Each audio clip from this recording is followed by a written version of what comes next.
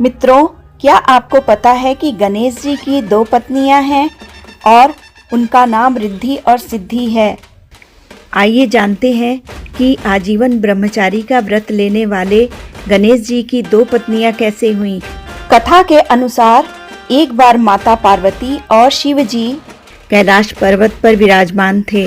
वह दोनों इस बात से अनभिज्ञ थे कि गणेश जी आजीवन ब्रह्मचारी रहना चाहते हैं। माता पार्वती शिव जी से कहती हैं कि अब हमें गणेश जी का विवाह कर देना चाहिए।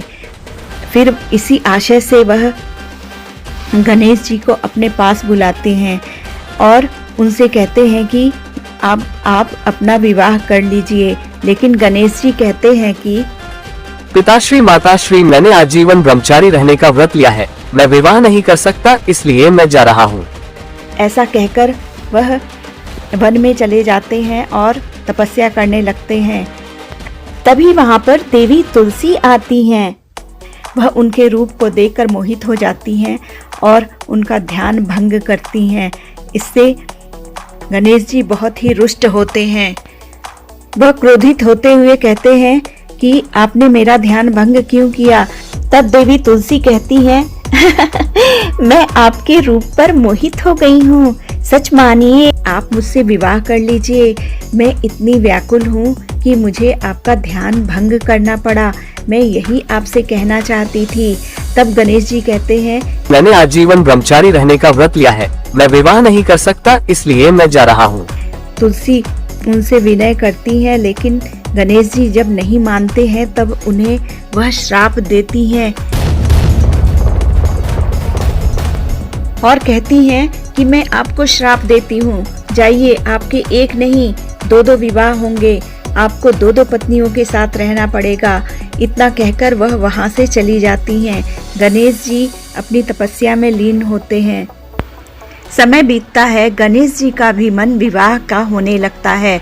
वह विवाह के लिए बहुत उत्सुक होने लगते हैं, लेकिन उनके अजीबोगरीब रूप के कारण कोई उनसे विवाह के लिए तैयार नहीं होता है। इससे गणेश जी बहुत परेशान होते हैं। वह इतने क्रोधित होते हैं कि अपने वाहन मूषक के साथ मिलकर एक योजना बनाते हैं और उससे कहते हैं कि मेरी मदद करो। मूषक कहते हैं कि मैं क्या करूँगा। जहाँ भी विवाह हो रहा हो वहाँ जाकर विवाद पैदा करो, विवाह होने मत दो। जब तक मेरा विवाह नहीं होता है मैं किसी का विवाह होने नहीं दूंगा। मूषक कहते हैं मैं अभी से काम पे लग जाता हूँ, आप चिंता ना करो। जहाँ भी विवाह हो रहा होता था वह जाकर कोई न कोई विघ्न उत्पन्न कर दिया कर रहे थे। इससे सभी देवतागण बहुत ही परेशान हो जाते हैं। वह पहले शिव जी के पास जाते हैं, लेकिन शिव जी कहते हैं इसका समाधान तो ब्रह्मा जी के पास है, आप लोग ब्रह्मा जी के पास जाइए। तब सभी मिलकर ब्रह्मा जी के पास जाते हैं और ब्रह्मा जी से कहते हैं कि त्राहिमाम त्राहिमाम, गणेश जी विवाह में विघ्न उत्पन्न कर रहे हैं, कोई विवाह नहीं हो पा रहा है। ठीक है, मैं देखता हूँ क्या कर सकता हूँ। और वह रिद्धि और सिद्धि नाम की 2 पुत्रियों को उत्पन्न करते हैं और उनसे कहते हैं कि आप लोग जाकर गणेश जी से शिक्षा ग्रहण कीजिए और आप दोनों को यह बात हमेशा याद रखनी चाहिए। ध्यान रहे तुम्हारा मुख्य उद्देश्य है गणेश जी का ध्यान भटका देना, जिससे वह विवाह में विघ्न उत्पन्न न करें। इस बात का विशेष ध्यान रखिएगा। फिर ब्रह्मा जी उन्हें लेकर स्वयं ही गणेश जी के पास जाते हैं और कहते हैं विघ्न विनाशक गणेश जी, आप इन दोनों पुत्रियों को शिक्षा दीजिए, क्योंकि आप जैसा गुरु इन्हें नहीं मिलेगा। यह मेरी बेटियां हैं, रिद्धि और सिद्धि, कृपया आप इन्हें शिक्षित कीजिए। तब गणेश जी कहते हैं कि ठीक है। रिद्धि और सिद्धि दोनों ही गणेश जी से शिक्षा ग्रहण करने लगती हैं और इस बात का विशेष ध्यान रखती थी कि जब भी मूषक आकर कुछ कहना चाहें तो वह उनका ध्यान उससे हटा देती थी। एक दिन मूषक आकर गणेश जी से कहते हैं कि किसी का विवाह हो रहा है, लेकिन रिद्धि और सिद्धि को यह बात जब पता चल जाती है तो वह तुरंत गणेश जी से कुछ प्रश्न पूछने लगती हैं। अच्छा, आप हमें बताएं कि धर्म और कर्म में कौन सा बड़ा है। तब गणेश जी उन्हें समझाते हुए पूरी बात बताते हैं। मूषक अपना प्रश्न का उत्तर ना पाके वह भी दुविधा में पड़ते हैं और जाकर एक स्थान पर बैठ जाते हैं। इस तरह स्वर्ग में खूब सारी शादियां होने लगी। देवता अब बहुत प्रसन्न थे क्योंकि रिद्धि सिद्धि अपने काम पर लग गई थी। तब एक दिन गणेश को पता चलता है कि स्वर्ग में शादियां हो रही हैं। इससे वह अत्यंत रुष्ट होते हैं और मूषक से कहते हैं कि तुमने अपना काम नहीं किया। तब मूषक कहते हैं कि मैं अपना काम कैसे कर सकता हूँ। जब भी मैं आपसे कुछ पूछने के लिए जाता था, आप तो रिद्धि सिद्धि के साथ व्यस्त रहते थे।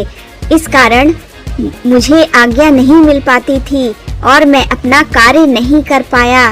तब रिद्धि सिद्धि की चालाकी गणेश जी को भी समझ में आती है। उनका पारा और भी चढ़ जाता है। रिद्धि सिद्धि को भी गणेश जी के गुस्से का पता चलता है। वह अत्यंत भयभीत होती हैं। वह सोचती हैं न जाने गणेश जी उनके साथ कैसा व्यवहार करेंगे। वह दोनों जाकर ब्रह्मा जी से रो रो कर शिकायत करती हैं और कहती हैं कि गणेश जी बहुत क्रोध में हैं। तब ब्रह्मा जी कहते हैं कि चलो कोई बात नहीं, मैं देखता हूँ, इसका समाधान मेरे पास है। फिर वह रिद्धि और सिद्धि को लेकर गणेश जी के पास जाते हैं और उनसे कहते हैं कि गणेश जी कृपया करके आप अपने क्रोध को शांत कीजिए। गणेश जी प्रश्नवाचक दृष्टि से ब्रह्मा जी की तरफ देखते हैं क्योंकि उनका क्रोध तो बहुत बढ़ा हुआ था।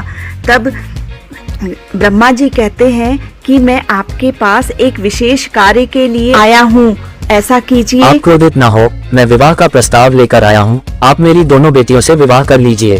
वह खुशी खुशी विवाह के लिए तैयार हो जाते हैं।